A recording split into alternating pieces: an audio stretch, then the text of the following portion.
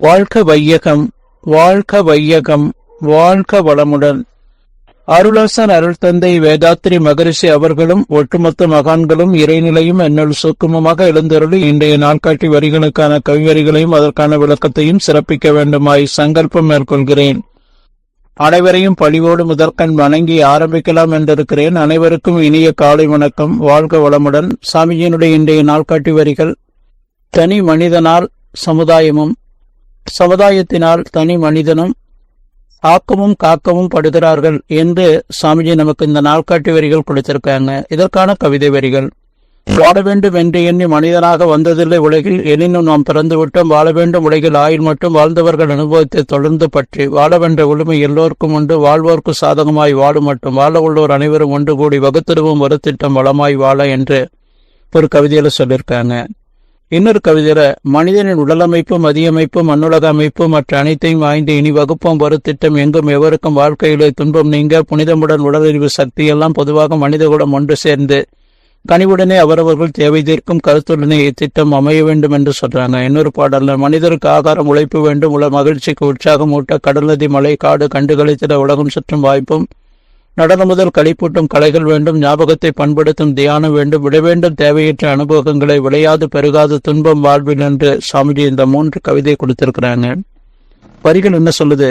தனி மனிதனால் சமுதாயமும், சமுதாயத்தினால் தனி மனிதனும் ஆக்கவும் காக்கவும் படுகிறார்கள் என்று சாமிஜி இந்த நாள்காட்டி வரிகள் கொடுத்திருக்காங்க. வேதாத்திரியம் என்பது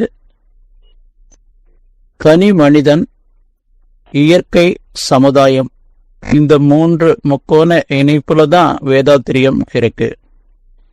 ஒட்டுமொத்த உலக நூல்களையும் வேதம் 4, புராணங்கள், சாஸ்திரங்கள், நீதி நூல், பகவத்கீதை, பைபிள், குரான், ஆதிசங்கரர் அத்வையம், புத்தர் ஆராய்ச்சி நெறி, சமணர் மேன்மை என்று சொல்லக்கூடிய ஒட்டுமொத்த உலக நூல்களையும் உள்ளடக்கமாக, சுருக்கமாக, தெளிவாக பாமரரும் புரிந்து கொள்ளக்கூடிய அளவுல சாமிஜி நமக்கு கொடுத்திருக்கிறது தான், இறைநிலை இணைப்பிலிருந்து கொடுத்திருக்கிறது தான் இந்த வேதாத்திரியம்.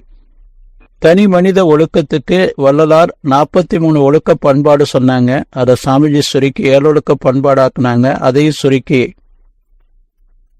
5 ஒழுக்க பண்பாடாக்குனாங்க. சித்திரை திங்கள் தாரண ஆண்டு முதல் தேதி ஒட்டுமொத்த உலக நூல்களும் நமக்கு சொல்லியிருக்கிறது இந்த 2 ஒழுக்க பண்பாட்டை தான்.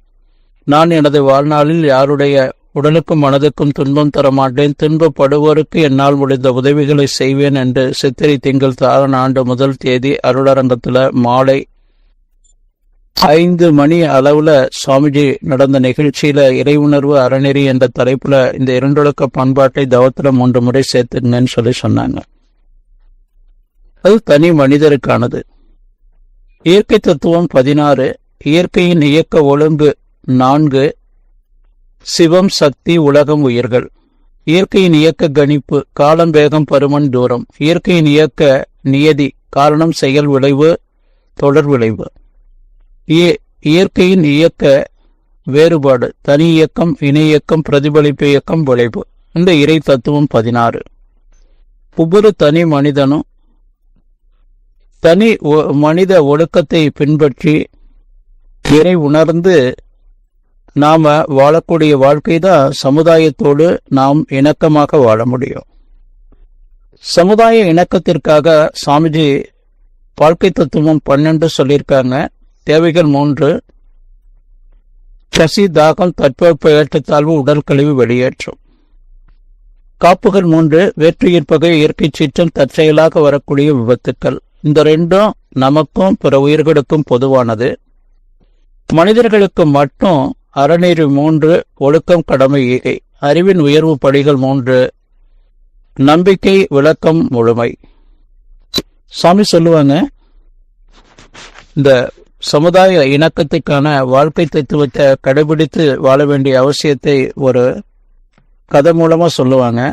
ஒரு பரிசல் ஓட்டி இளைஞன், அவனுக்கு எந்த விதமான ஒரு படிப்பறிவும் கிடையாது. ஒரு கரையிலிருந்து மறுகரைக்கு அந்த பரிசலை இயக்கி வரக்கூடியவங்கள பாதுகாப்பா அந்த பெரிய ஆற்றில, தண்ணீர் போய்கொண்டிருக்கக்கூடிய அந்த ஆற்றில வரக்கூடியவங்களை மறுகரைக்கு சேர்ப்பதுதான் அவர்களுடைய பணி. தொடர்ந்து அந்த பணியை சிறப்பா செய்து கொண்டே வர்றாரு. ஒரு முறை ஒரு படிச்ச இளைஞன் அந்த பரிசல்ல ஏறுறாப்புல. எல்லா துறைகள்லையும் தன்னை படிச்சு முழுமைப்படுத்தி கொண்டு இருக்கிற அந்த ஒரு ஆணவத்துல அந்த பரிசல் ஓட்டிக்கிட்ட கணிதம் தெரியுமா, மொழி இலக்கணம் தெரியுமா, ஆங்கிலம் தெரியுமா என்று ஒவ்வொன்றும் தனக்கு தெரிந்த அத்தனையும் கேட்டுக்கொண்டே வர்றாரு. இந்த இளைஞன் எதுவும் தெரியாதுங்க. பரிசல்ல வர்றவங்கள பாதுகாப்பா ஒரு கரையிலிருந்து மறுகரைக்கு கொண்டு போறது மட்டும்தான் எனக்கு தெரியுங்கிறாங்க.